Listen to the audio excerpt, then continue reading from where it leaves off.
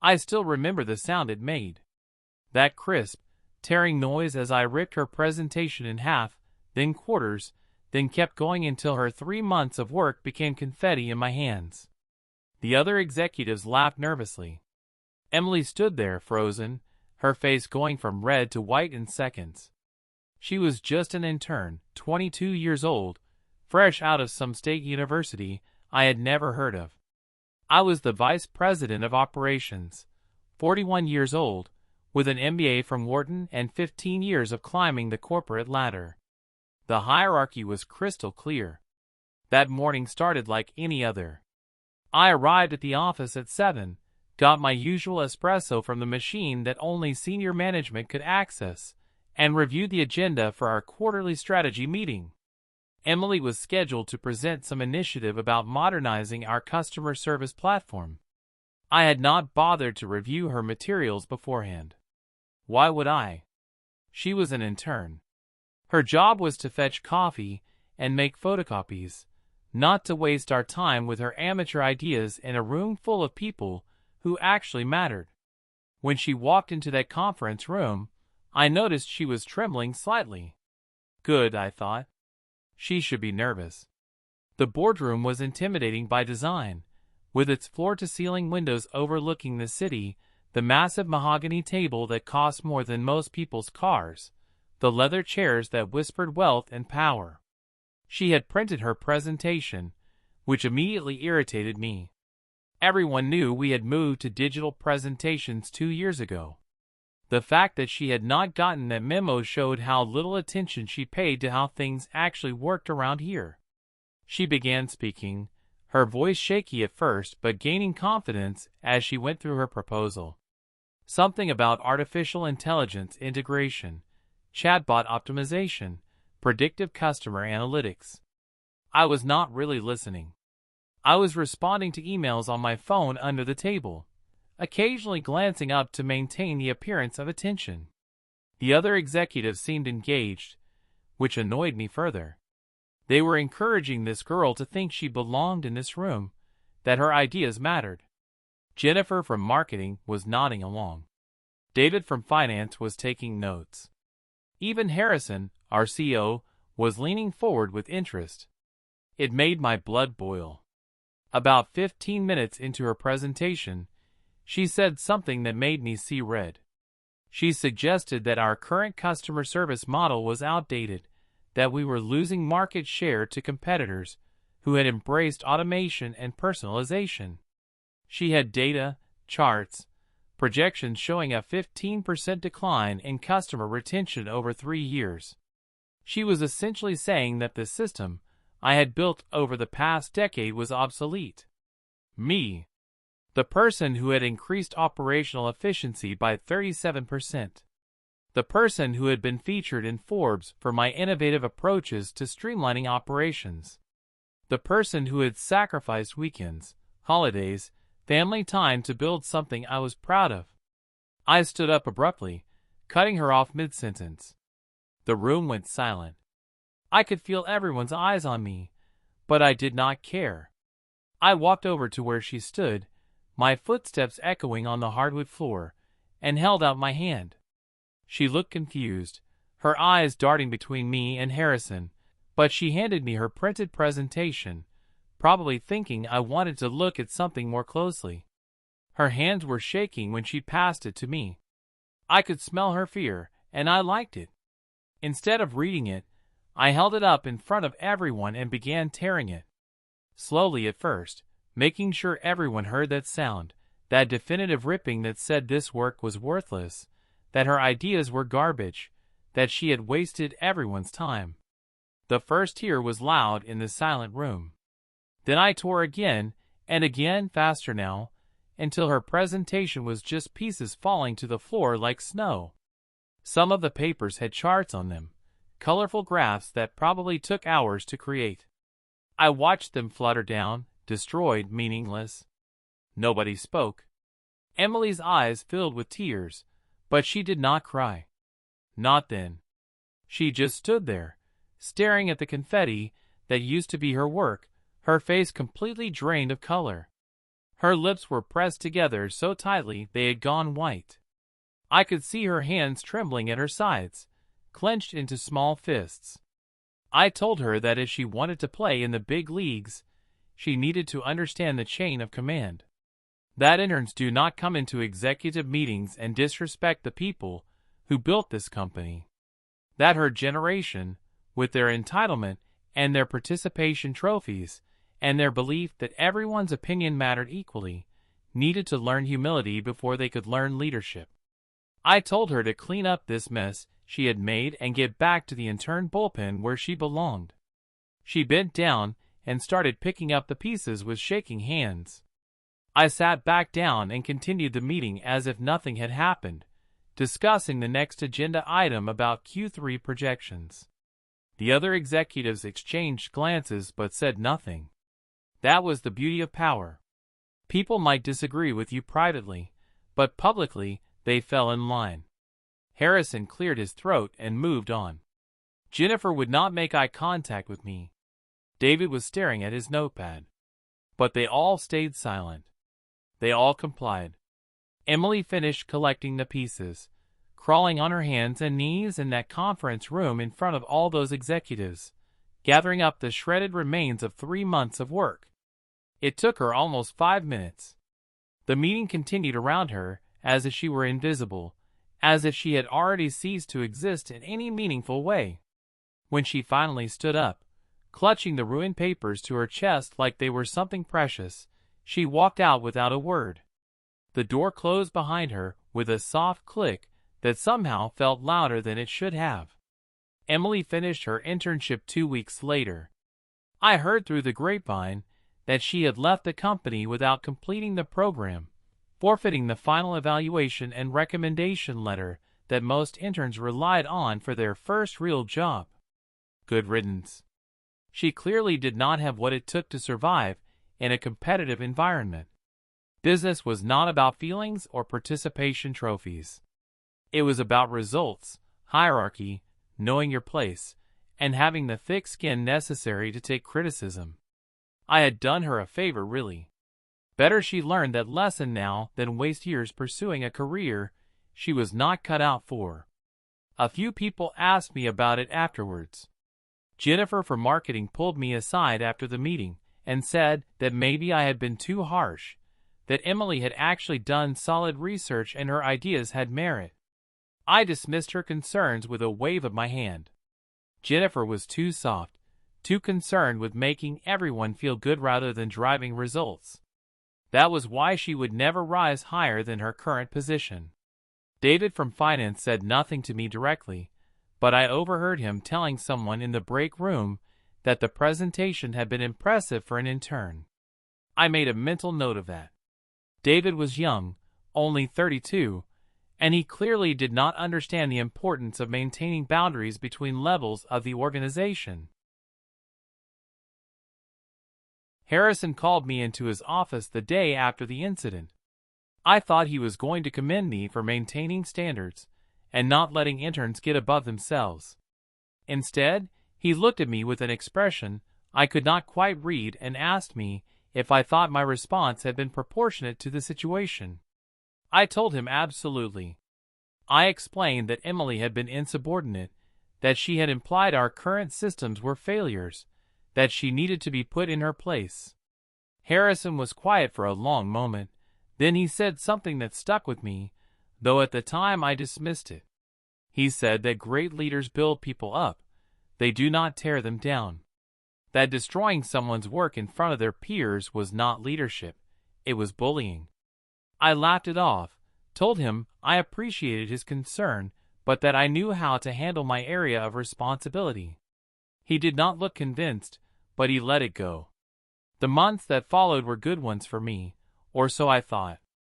I got promoted to senior vice president 8 months after the Emily incident. My salary increased from $280,000 to $420,000, plus bonuses and stock options. I bought a bigger house in the right neighborhood, a 6,000 square foot colonial with a pool and a 3-car garage. My wife threw a party to celebrate my promotion, and I remember standing in our living room, surrounded by colleagues and friends, holding a glass of expensive scotch, thinking that I had finally made it. I had achieved everything I had set out to accomplish when I graduated from business school all those years ago. The world was exactly as it should be. I did not think about Emily again for a long time. Interns came and went. We had a new crop every summer, eager young people who thought they were going to change the world with their fresh perspectives and their idealism. They were temporary, forgettable, interchangeable parts of the machinery that kept the company running but not important enough to remember individually. My focus was on bigger things, strategic initiatives, executive power plays, positioning myself for the eventual CEO role when Harrison retired. That was the prize I was chasing. Everything else was just noise. I was ruthless in my climb. I had to be. Corporate leadership was not for the faint of heart. When Marcus from product development proposed an initiative that would have required significant investment in new technology, I shot it down in the executive meeting, pointing out the risks and the uncertain ROI. Marcus had worked on that proposal for 6 months, but it threatened the operational efficiency I had built. 2 months later, our main competitor launched something very similar to what Marcus had proposed, and they gained significant market share. Marcus left the company shortly after. I told myself it was not my fault that he could not handle the disappointment. When Sarah from Human Resources suggested we implement more flexible work arrangements and improve parental leave policies, I argued strenuously against it. I said that people needed to be in the office to be productive, that flexibility was just code for working less. The board sided with me, and Sarah's proposals were tabled indefinitely. 3 of our top performers left within 6 months for companies with better work-life balance. I told myself they were not truly committed to the company anyway. When Robert, a junior executive who reported to me, asked if he could leave early on Wednesdays to coach his daughter's soccer team, I told him that executives do not clock in and out, that we are always on duty, that family comes second to career at this level. He stopped asking and stopped leaving early. He also stopped smiling, stopped contributing ideas in meetings, stopped showing the initiative that had gotten him promoted in the first place. Eventually he became just another person going through the motions, and I wondered why he had lost his spark. It never occurred to me that I had extinguished it. About 2 years after the Emily incident, I started hearing rumors about changes coming to the company. Harrison was 68 years old, and while he was still sharp and engaged, the board was having quiet conversations about succession planning. I assumed I was the natural choice. I had the experience, the track record, the relationships. My division consistently delivered results. I had cut costs by 18% over 3 years while maintaining productivity. Sure, employee satisfaction scores in my division were lower than others, but that was because I held people to high standards. Sure, turnover was higher, but that just meant I was weeding out the weak performers. Results were what mattered, and my results were undeniable. Then things started to shift in ways I did not understand at first. Harrison began bringing in outside consultants from some boutique firm that specialized in organizational development and transformation. We had to sit through presentations about organizational culture, employee engagement, innovation ecosystems, psychological safety. It was buzzword nonsense that distracted from the real work of running a business. I pushed back in executive meetings, arguing that we needed to focus on what had always worked rather than chasing every trendy management fad that came out of Silicon Valley. Some people agreed with me. Richard from sales nodded along.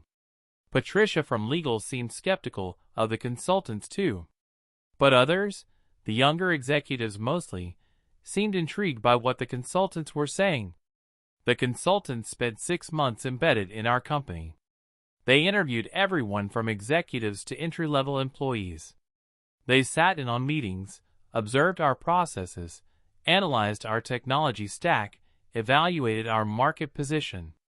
They created surveys that everyone had to fill out, asking questions about trust, collaboration, innovation, psychological safety, leadership effectiveness. I thought it was all nonsense, and said so openly. When my team members asked me about the surveys, I told them to just fill them out with whatever answers they thought the consultants wanted to hear, so we could all get back to real work. Their final report was 300 pages long. The board had us all read it before a special executive meeting where the consultants would present their findings. I skimmed through it the night before, pouring myself scotch after scotch as I read, feeling my blood pressure rising with each page. Yes, we were profitable. Yes, we had strong operational efficiency. Yes, our costs were controlled.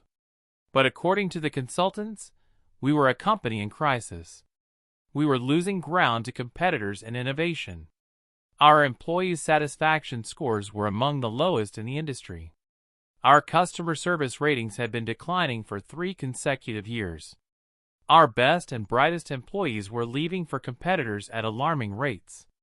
The very metrics I had dismissed as soft and unimportant, the things I had called distractions, were the ones the board suddenly cared about deeply. The meeting where the consultants presented was brutal. They had charts showing our declining market share, graphs showing the correlation between employee satisfaction and customer retention, case studies of competitors who had invested in culture and innovation and were now eating our lunch. They showed anonymous quotes from employee surveys, and some of them were devastating. One person from my division wrote that they felt like a cog in a machine, that their ideas were never valued, that they came to work with anxiety every day. Another wrote that leadership seemed more interested in protecting their own positions than in growing the company. A third wrote that the company culture was toxic at the top, and that good people were leaving, while yes-men stayed. Harrison looked older after that presentation. He thanked the consultants and dismissed the meeting without much discussion. But over the next few weeks, he started having private conversations with each executive. When my turn came, I walked into his office feeling defensive. I was prepared to argue that my results spoke for themselves, that feelings did not matter as much as outcomes, that the consultants did not understand our business. Harrison did not give me a chance to launch into my defense. He looked at me across his desk and said something I will never forget. He said that I was an excellent operator, but a terrible leader. That I had built efficient systems, but destroyed the people who ran them. That my division had the highest productivity numbers and the most miserable employees. That I had confused control with leadership, fear with respect, compliance with commitment. He said that the company needed a different kind of leader for the next chapter, someone who could build rather than break, who could inspire rather than intimidate, who could see the potential in people rather than just their current utility. I asked him directly if I was being passed over for the CEO position. He said that not only was I being passed over, but that the board was seriously discussing whether I should remain in any executive capacity. He said that my style of leadership was not just outdated, it was actively harmful.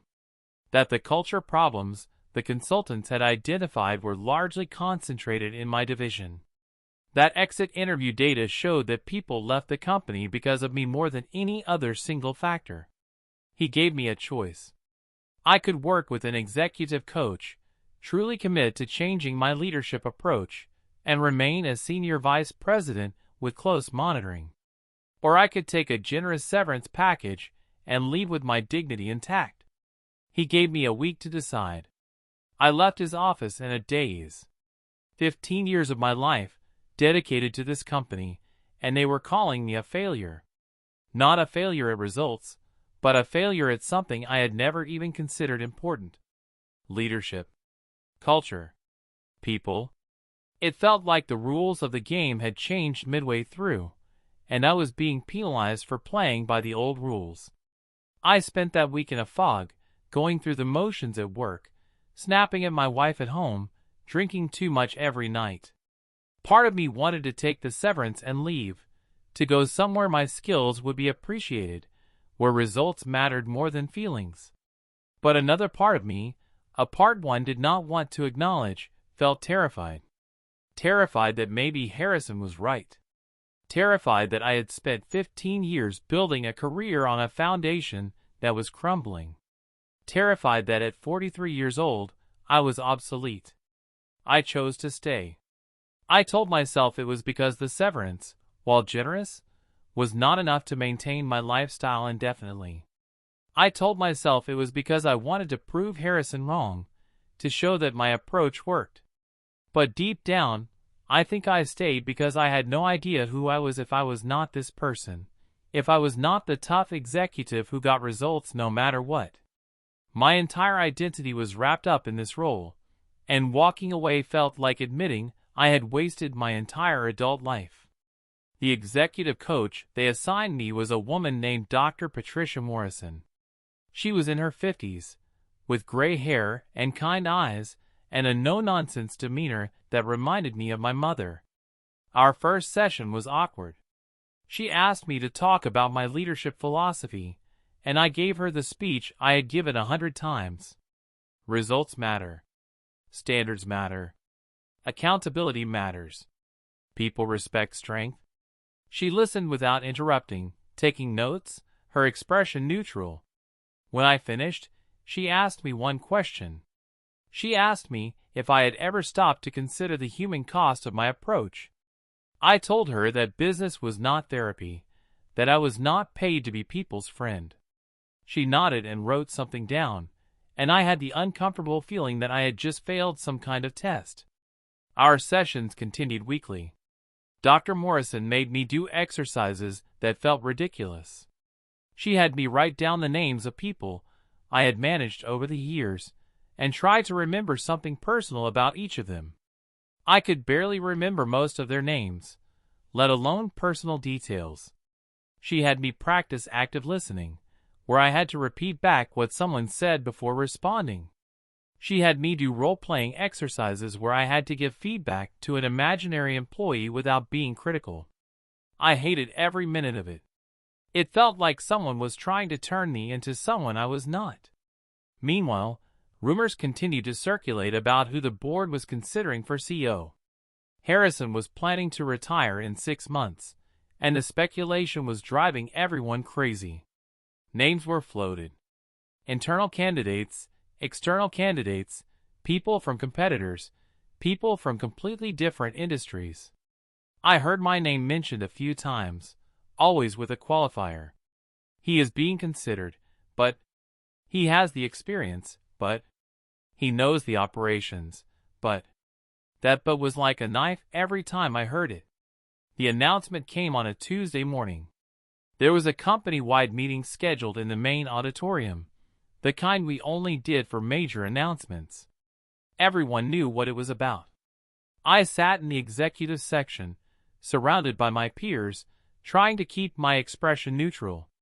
Harrison walked out onto the stage and talked about his 25 years with the company, about the growth we had achieved, about the challenges we had overcome.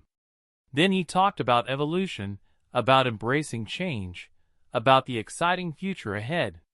He said that the board had conducted an exhaustive search for his successor, looking at candidates from inside and outside the company, and that they had found someone truly exceptional.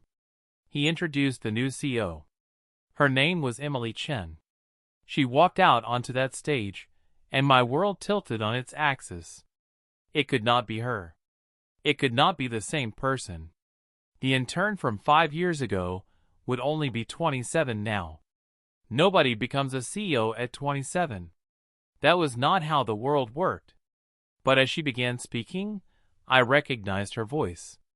Older, steadier, more confident, but definitely her. The same person whose presentation I had torn to shreds. The same person I had humiliated in front of the executive team. The same person I had set crawling on the floor picking up the pieces of her work. And now she was my boss. She was everyone's boss. She talked about her vision for the company, about combining operational excellence with technological innovation, about creating a culture where every voice mattered regardless of job title or tenure. She talked about meeting customers where they were, about using data and AI to personalize experiences, about moving fast and taking smart risks. The audience was mesmerized. She had them eating out of her hand. She was polished, articulate, charismatic in a way that seemed effortless.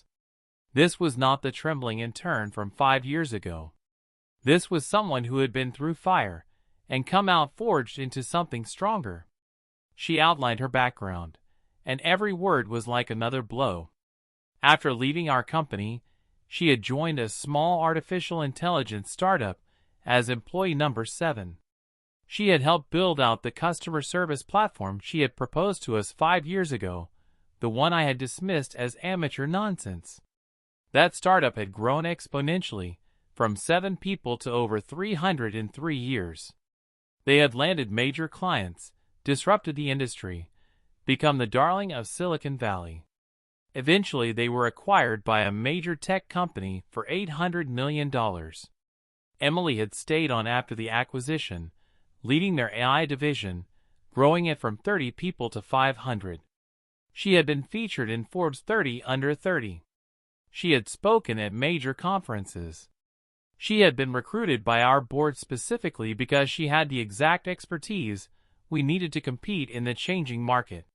She was not just qualified. She was exactly what the company needed. And she was the intern whose work I had destroyed. After the announcement, there was a reception where people could meet Emily and welcome her to her new role. I considered leaving, just walking out and never coming back, but that would look weak, and I could not afford to look any weaker than I already did. So I stayed, nursing a glass of wine in the corner, watching as executive after executive lined up to introduce themselves and kiss the ring. Jennifer from marketing was gushing about how excited she was to work with Emily. David from finance was asking technical questions about AI integration. Even Richard from sales, who usually hated change, seemed enthusiastic. I stood there feeling like I was watching my own funeral. Eventually, I knew I would have to approach her. I could not avoid her forever, and waiting too long would make it worse. I downed the rest of my wine, got another glass for courage, and made my way over to where she stood. She was in conversation with the CFO, but when she saw me approaching, something flickered across her face. Recognition. But also something else I could not quite identify. She excused herself from the conversation and turned to face me directly. Her expression was neutral, professional. She extended her hand, and I shook it. Her grip was firm, confident, the grip of someone who belonged. I congratulated her on the appointment, my voice sounding hollow even to my own ears. I said something generic about looking forward to working together, about being available to help with the transition. She thanked me politely. Her voice was pleasant but cool, like we were strangers meeting for the first time. She said she was looking forward to working with all the senior leaders to move the company forward. She did not mention the past. She did not say anything about what I had done. She did not need to. We both knew it was there, hanging between us like a ghost, invisible to everyone else but utterly present for us. The conversation lasted maybe 2 minutes. Then someone else approached to introduce themselves, and Emily turned away from me smoothly, giving her full attention to the new person. I was dismissed. I walked back to my corner and stayed for another excruciating 30 minutes before I could leave without it being obvious that I was fleeing. That night I got drunk. Really drunk. My wife asked me what was wrong, and I could not explain it to her. How could I tell her that the person I had destroyed 5 years ago was now in charge of my career? How could I explain that karma was not just a concept, but a very real CEO who was going to decide whether I kept my job? My wife knew something was wrong, but I told her I was just stressed about the transition. She believed me because she wanted to believe me, because facing the truth would have been too complicated. The next few weeks were surreal. Emily moved into the CEO office, the corner office on the top floor that I had fantasized about occupying for years. She brought in her own team, people from her previous company who she trusted, people who knew how she worked. She started having one-on-one meetings with every executive, learning about their areas of responsibility, their challenges, their visions for the future. I heard about these meetings through the grapevine. Jennifer said Emily had asked brilliant questions about marketing strategy and customer segmentation. David said she had a better grasp of financial modeling than most CFOs he had worked with. Richard said she had already identified 3 ways to improve the sales process that he wished he had thought of himself. When my turn came, I walked into that office feeling like I was walking to my own execution. Emily had redecorated already. Gone was Harrison's heavy traditional furniture, the dark wood and leather that spoke of old money and older traditions. Instead, there was light, modern furniture. Plants everywhere, actual living plants that needed care and attention. Windows that let in natural light. A whiteboard covered in notes and diagrams. It looked like a place where work happened, where ideas were born, not a shrine to executive ego. She gestured for me to sit, and we talked for 90 minutes. She asked about my division, my team, my processes. She asked about the operational efficiency improvements I was proud of, and then she asked about the human cost of those improvements. She asked about turnover rates, employee satisfaction scores, innovation metrics. She asked questions I did not have good answers to because I had never bothered to track those things. She asked if I knew the names of everyone on my team. I did barely. She asked if I knew anything about their lives outside of work. I did not. She asked if I had ever considered that efficiency and humanity were not mutually exclusive. I had not. She did not attack me. She did not reference what had happened 5 years ago. She did not need to. Every question was like a scalpel, cutting through my defenses, exposing the hollowness of my approach. When the meeting ended, she thanked me for my time and said she looked forward to seeing how my division evolved under her leadership. The message was clear: change or leave. Those were my options. As the months went by, Emily began implementing changes. Some were small. She instituted skip-level meetings where junior employees could talk directly to executives without their managers present. She created innovation hours where people could work on projects outside their normal responsibilities. She changed our meeting culture, limiting meetings to 30 minutes unless absolutely necessary, requiring agendas in advance, ending meetings early if the objective was accomplished. People loved these changes. Suddenly there was more time for actual work, less time wasted in pointless meetings where executives liked to hear themselves talk. Other changes were massive. She completely overhauled our customer service division, bringing in new technology, new processes, building out the very platform she had proposed 5 years earlier. She hired experts from her previous company, people who actually knew how to implement AI and machine learning at scale. She invested millions in training, in systems, and people. And it worked. Customer satisfaction scores began climbing within 3 months. Response times dropped. Resolution rates increased. The metrics that I had dismissed as unimportant were now front and center on every executive dashboard, and they were all trending in the right direction. She also changed how we hired.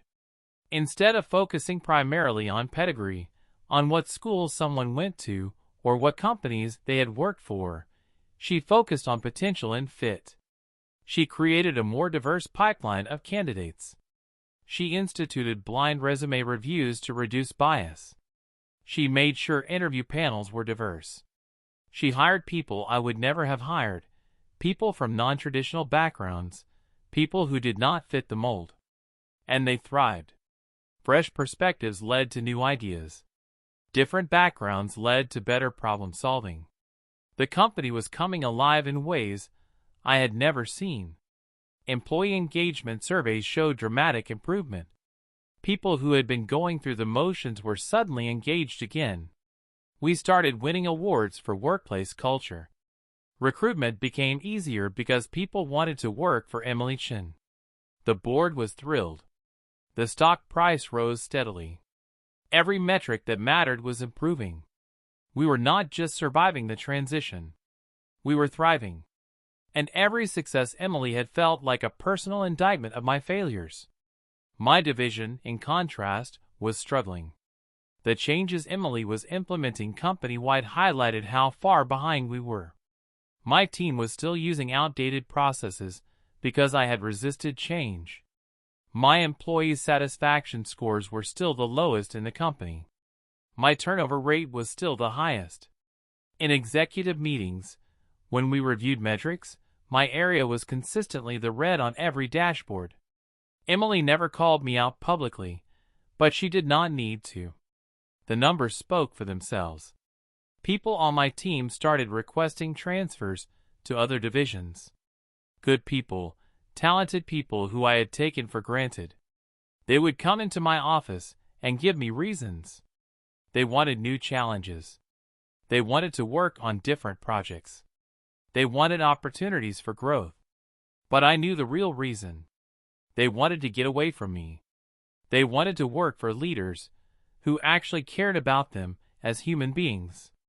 And Emily was approving every transfer request. My team was bleeding talent, and there was nothing I could do about it. I tried to adapt. I really did. I started having one-on-ones with my team members, asking them about their work, trying to show interest. But it felt forced and awkward because it was forced and awkward. You cannot fake genuine interest in people. They can tell. I tried implementing some of Emily's innovations in my division, but without understanding the why behind them, I just ended up going through the motions. The changes were superficial, cosmetic, and everyone knew it. Dr. Morrison kept pushing me in our sessions. She said I was still focused on the wrong things, that I was trying to change my behavior without changing my mindset. She said that until I fundamentally shifted how I viewed people, from resources to be managed to humans to be developed, nothing would really change. I argued with her. I told her that was just semantics, that people were sensitive, that I could not completely change who I was. She asked me if I liked who I was. I did not have an answer. About 8 months into Emily's tenure, she called an executive retreat. We went to a resort in the mountains, the kind of place where companies go to build trust and alignment. The agenda was focused on strategic planning for the next 5 years, but there was also a full day dedicated to company values and culture. I dreaded it. These touchy-feely exercises always made me uncomfortable. They felt like wastes of time, distractions from real work. But attendance was mandatory for all senior leaders. Emily had made that very clear. The first day was fine. We talked strategy, market opportunities, competitive threats. I could contribute to those conversations. I knew operations inside and out. I had ideas about efficiency and process improvement. People even seemed to listen to some of my suggestions, though I noticed Emily tempering my ideas, adding considerations about people and culture that I had not included. By the end of the first day, I felt relatively okay. Maybe this would not be as bad as I feared. The second day started differently. We gathered in a large conference room with floor-to-ceiling windows overlooking the mountains. The views were stunning, pine trees and peaks covered in snow. It should have been peaceful, but I felt anxious without knowing why. Emily stood at the front of the room. Instead of starting with a PowerPoint presentation like I expected, she reached into a leather bag she had brought and pulled out a manila envelope. Something about the way she held it, carefully, almost reverently, made my stomach drop. She opened it slowly and removed something. My vision went blurry for a second as my brain tried to process what I was seeing. They were papers, old and worn, yellowed slightly with age. But they had been torn, and someone had taped them back together. Every single piece, painstakingly reconstructed. It was her presentation from 5 years ago. The one I had destroyed. She had kept it. She had saved every piece and put it back together. She held it up so everyone in the room could see. Nobody spoke. Nobody moved. The room was so quiet I could hear my own heartbeat. She began speaking, her voice calm but firm, measured but emotional. She told the story of her internship, of spending 3 months researching and developing a proposal that she believed could help the company. She described the excitement she felt, the nervousness, the hope that she could make a contribution that mattered. She described walking into the executive meeting, 22 years old, wanting so badly to prove herself. Then she described what happened next. She described a senior executive standing up and approaching her. She described handing over her presentation, confused about what was happening. She described the sound of the first tear, the feeling of watching 3 months of work being destroyed in front of her eyes. She described being told she was insubordinate, entitled, disrespectful. She described being ordered to clean up the mess while the meeting continued around her. She described crawling on the floor in that conference room, picking up pieces of paper while executives discussed quarterly projections as if she did not exist. She did not say my name. She did not have to. Everyone in that room knew exactly who she was talking about.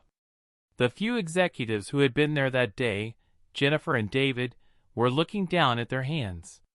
The newer executives were looking at me with expressions ranging from shock to disgust. I felt heat rising to my face. I wanted to stand up, to walk out, to be anywhere but in that room. But I could not move. Emily explained that after that meeting, she had gone home and cried for hours.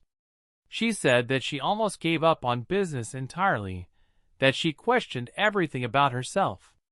Was she stupid for thinking her ideas mattered? Was she naive for believing that merit trumped hierarchy? Was she wrong for wanting to contribute?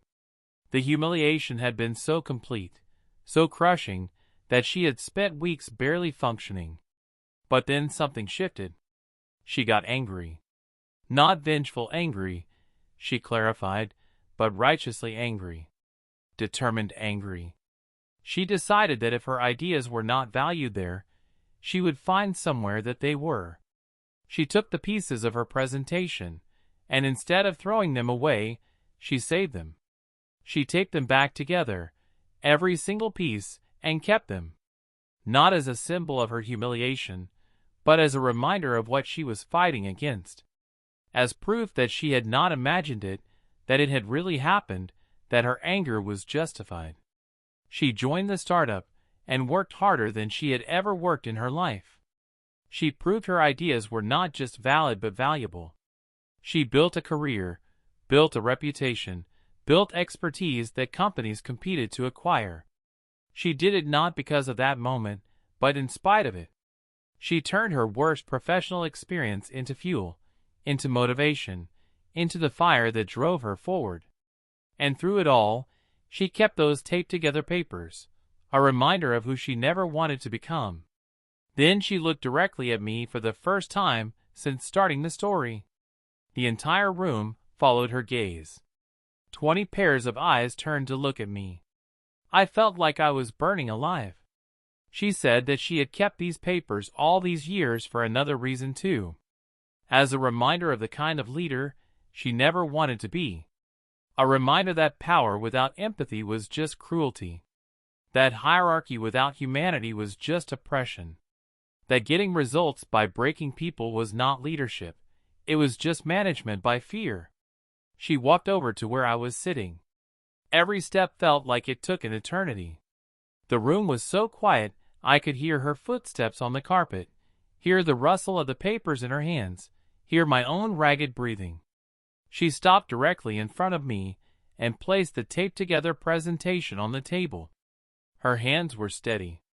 Her eyes met mine, and I saw something there I had not expected. Not hatred. Not triumph. Something harder to define. Sadness, maybe? Disappointment. Pity. She said that she did not need these papers anymore. She had proven everything she needed to prove, to herself and to the world. But she thought maybe I needed to see them, to really look at them, to understand what they represented. Not just her work, but a moment of choice. A moment where I could have built someone up, and instead chose to tear them down. A moment where I could have mentored, and instead chose to humiliate. A moment that defined not who she was, but who I was. She said that leadership was not about asserting dominance, or protecting ego, or maintaining hierarchy. It was about recognizing potential in others and helping them reach it. It was about fostering growth, creating environments where people could do their best work, building teams that were stronger than the sum of their parts. She said that the company she now led would be one where no intern, no entry-level employee, no person regardless of title would ever be made to feel worthless the way she had been made to feel worthless. Then she returned to the front of the room and, as if nothing extraordinary had happened, continued with the strategic planning session. She pulled up slides about 5-year goals, market expansion plans, technology investments. People slowly, hesitantly, began participating again. But the energy in the room had fundamentally shifted. And I sat there, staring at those taped-together papers on the table in front of me, unable to look away, unable to process what had just happened. During the break, nobody approached me. People got coffee, stretched their legs, talked in small groups. But there was a bubble of space around me, like I was radioactive. Jennifer gave me a sympathetic look from across the room, but did not come over. David avoided eye contact entirely. The newer executives who had not known the story whispered to each other, stealing glances in my direction. I had never felt so exposed, so vulnerable, so utterly stripped of the armor I had built around myself for decades. I picked up the papers Emily had left. They were heavier than they should have been.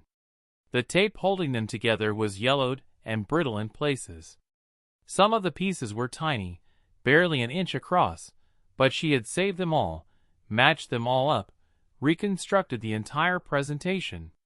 It would have taken hours, maybe days. I started reading it for the first time, really reading it, 5 years too late. It was brilliant. That was the thing that made it worse. Her analysis had been spot on. Her proposed solution was almost exactly what Emily had implemented in her startup, and what she was now implementing here. If I had listened, if I had set aside my ego for even 5 minutes, the company could have been 5 years ahead of where we were now. We could have been the disruptors instead of the disrupted. We could have owned the market Emily's startup had captured. My pride, my insecurity, my need to maintain dominance had cost the company millions. Tens of millions. Maybe hundreds of millions. And it had cost Emily. She had recovered, obviously. She had thrived. But that did not erase what I had done. She had been 22 years old, starting her career, and I had tried to crush her. For what? Because she threatened my sense of importance? Because she had good ideas, and I did not want to admit that someone younger and less experienced might see something I missed. Because maintaining the hierarchy felt more important than doing what was right for the company. That night, I could not sleep. I lay in my hotel room, replaying every interaction, every decision, every moment of casual cruelty over the past 20 years. Emily was not the only person I had treated this way. She was not even close. How many careers had I damaged? How many people had I driven out of the industry entirely? How many innovations had I killed because they did not come from me, or because they threatened the systems I had built? The weight of it all was crushing. I thought about Marcus and his product proposal that I had shot down, the one our competitor later implemented successfully. I thought about Sarah and her suggestions for better work-life policies, and the talented people we lost because we would not accommodate their needs. I thought about Robert, who had just wanted to coach his daughter's soccer team, and how I had made him feel like his family was a burden. I thought about all the people on my team who had requested transfers, who had left the company entirely, who had probably gone home and complained to their partners about their terrible boss. The truth was I had been afraid. Afraid of being replaced, afraid of becoming obsolete, afraid that if I acknowledged the value in others it would diminish my own value. So I had torn down anyone who threatened that fragile sense of self-worth. I had built walls instead of bridges. I had created enemies instead of allies. I had collected titles and salary increases while destroying relationships and opportunities. And for what? What did I actually have to show for it? The next morning, the final day of the retreat, I requested a private meeting with Emily. I sent her a message through the retreat app before breakfast. She responded within minutes. She would meet me in one of the small conference rooms at 7, before the official session started.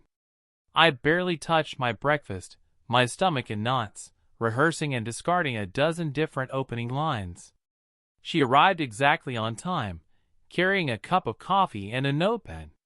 Professional, prepared. She sat down across from me and waited.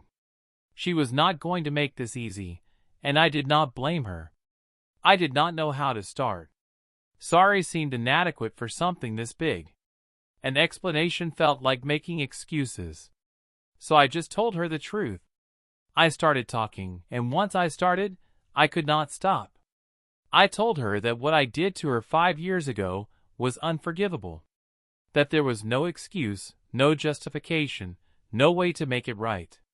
I told her that watching her lead over the past 8 months had been humiliating, not because she was bad at it, but because she was so much better at it than I had ever been. That she had accomplished at 27 what I had failed to do in 20 years of trying. That she had earned genuine respect while I had only ever commanded fear. I told her about lying awake the night before, thinking about all the people I had hurt.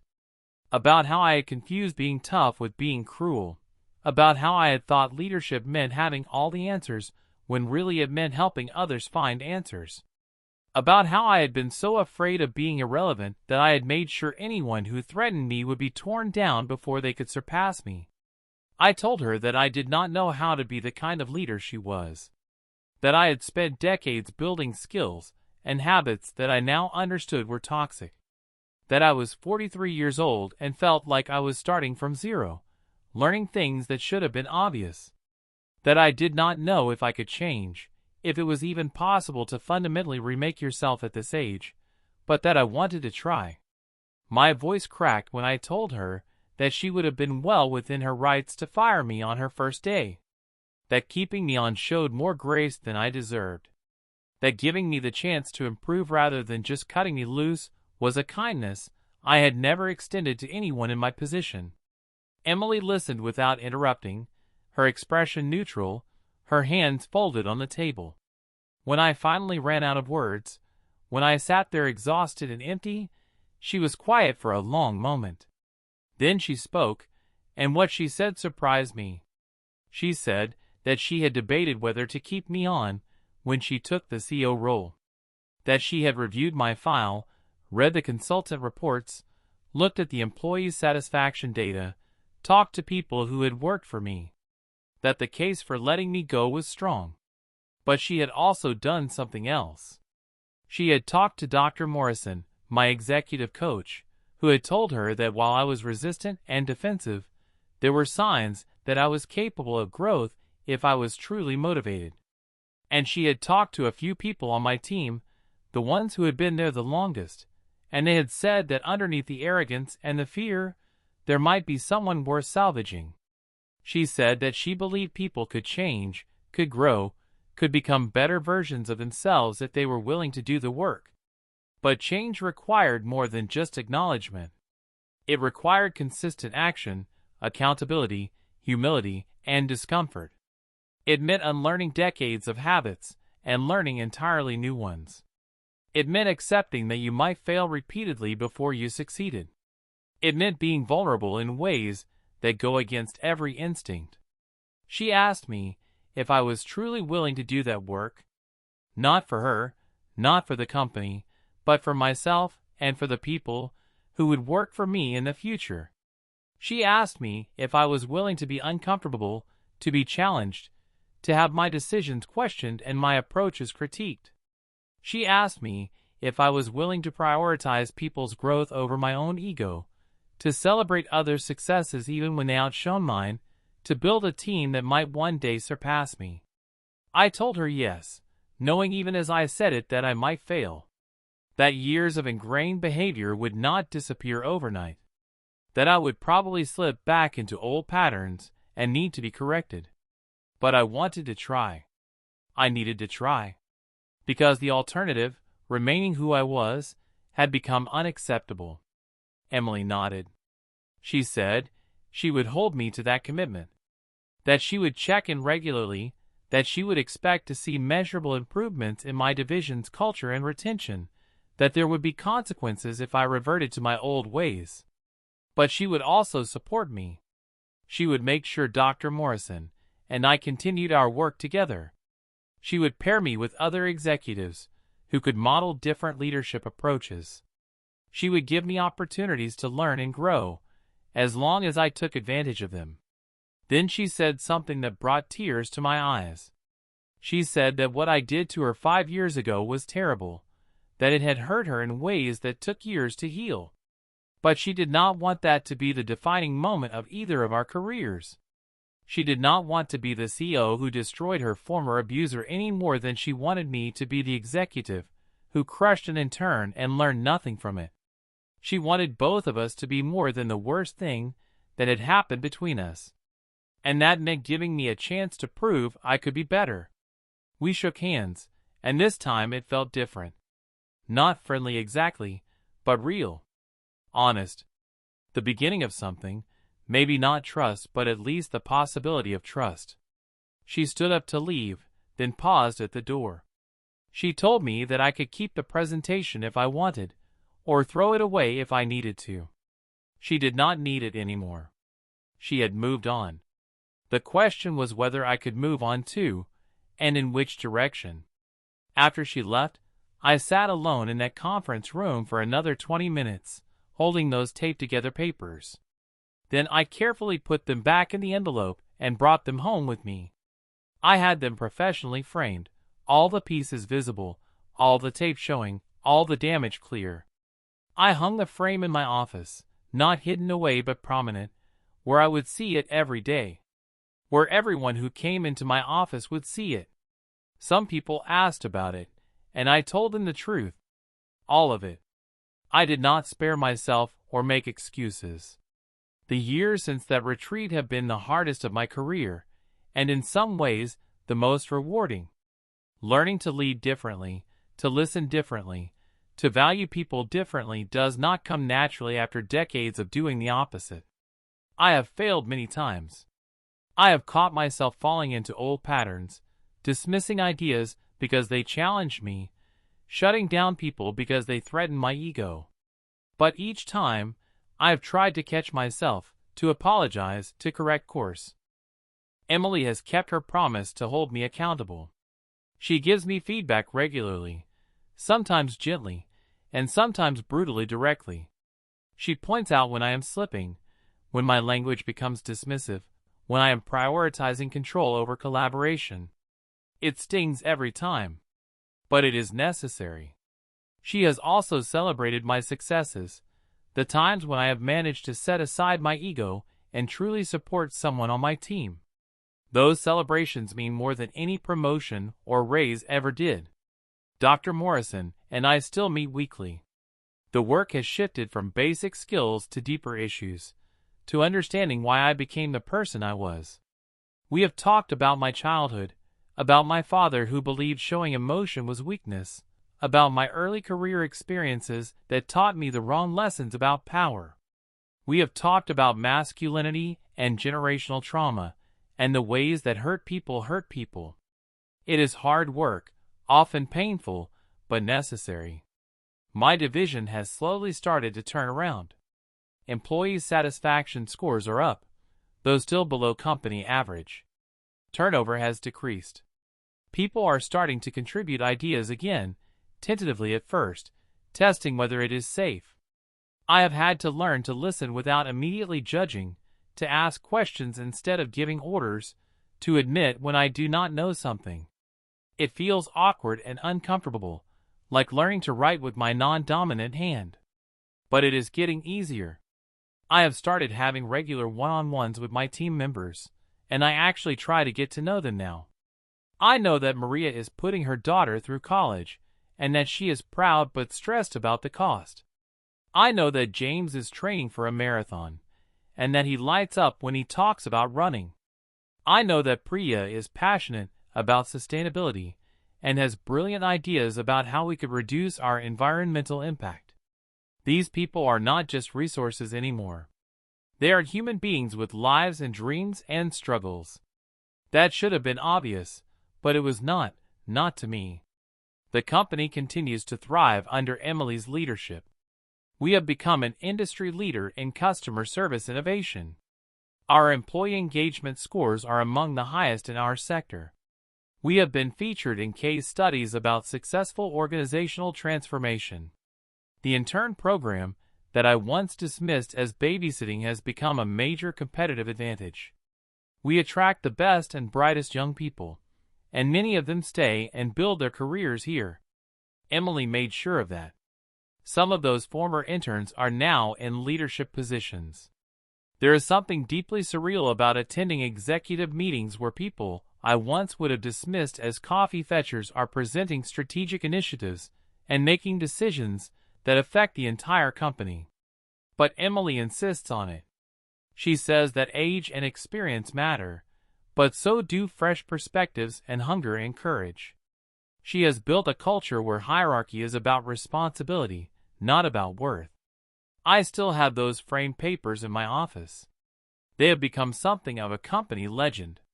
New employees hear about them, ask about them, want to know the story. I tell it honestly, and I watch their reactions. Some are shocked that I am still here.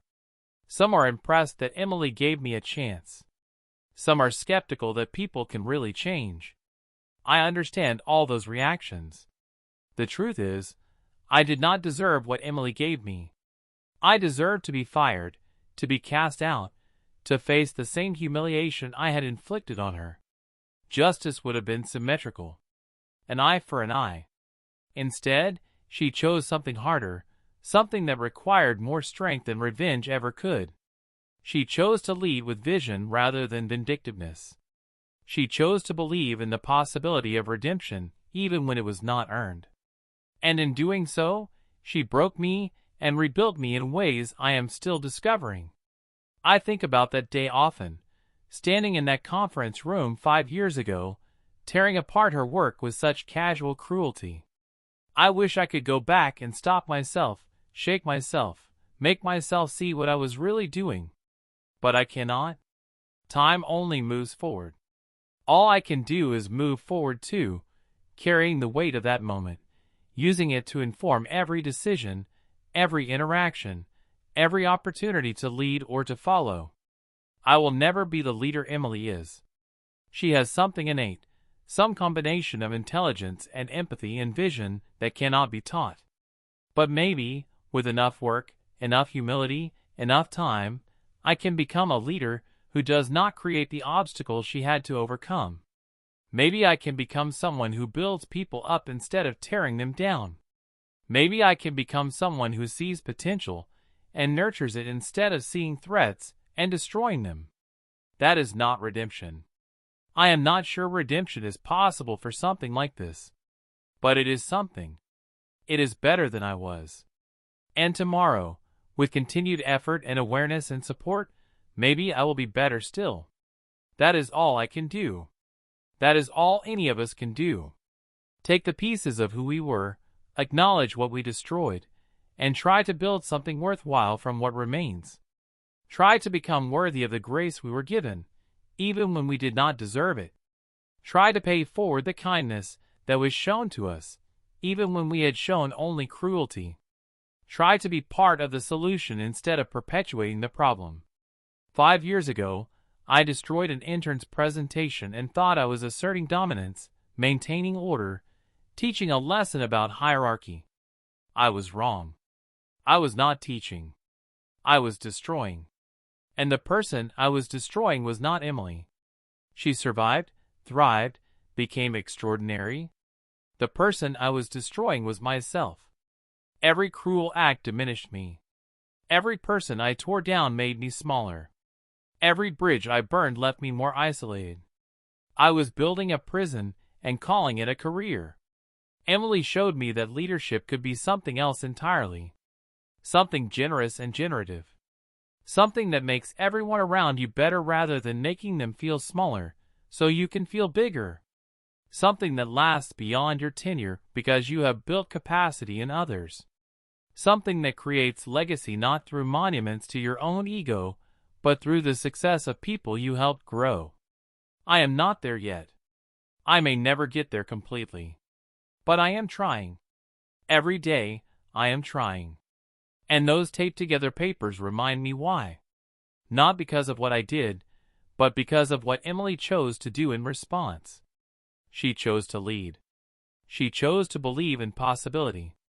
She chose to give second chances. And in doing so, she gave me the chance to choose too. To choose who I want to be going forward. To choose to do the hard work of change. To choose to be worthy of the grace I was shown. That is what I think about when I look at that framed presentation every morning. Not my failure, though that is there, but the opportunity that came after. The chance to be better. The possibility of growth at any age, under any circumstances, if you are willing to be uncomfortable and humble and honest. The understanding that leadership is not about power over others, but about responsibility to others. The knowledge that hurting people does not make you strong, it makes you small. And that the only path to real strength, real leadership, real meaning is through building others up, even when especially when they threaten to surpass you. Emily taught me that. Not through lectures or punishment, but through example. Through showing me every day what real leadership looks like. Through giving me a chance I did not deserve, and then holding me accountable to becoming someone who might deserve it. Through choosing possibility over vengeance, growth over grudges, future over past. I will spend the rest of my career trying to earn the gift. Trying to become the leader I should have been from the beginning. Trying to make sure that nobody who works with me ever feels the way Emily felt in that conference room 5 years ago. Trying to build a legacy of growth instead of destruction, of collaboration instead of domination, of humanity instead of hierarchy. And every morning, when I walk into my office and see those taped together papers on my wall, I remember why it matters. I remember what I cost Emily, and what she gave me anyway. I remember that we all have choices in how we lead, how we treat people, what kind of legacy we leave. And I choose, every day, to try to be better than I was. Not perfect. Better. One day, one interaction, one choice at a time. That is my story. The story of how I destroyed someone's work and thought I had one. The story of how that person became my boss and showed me I had actually lost everything that mattered. The story of how cruelty boomerangs, how karma has perfect timing, how the people you try to crush sometimes rise up to show you who you could have been all along. The story of how I deserved everything that happened to me and somehow was given grace anyway.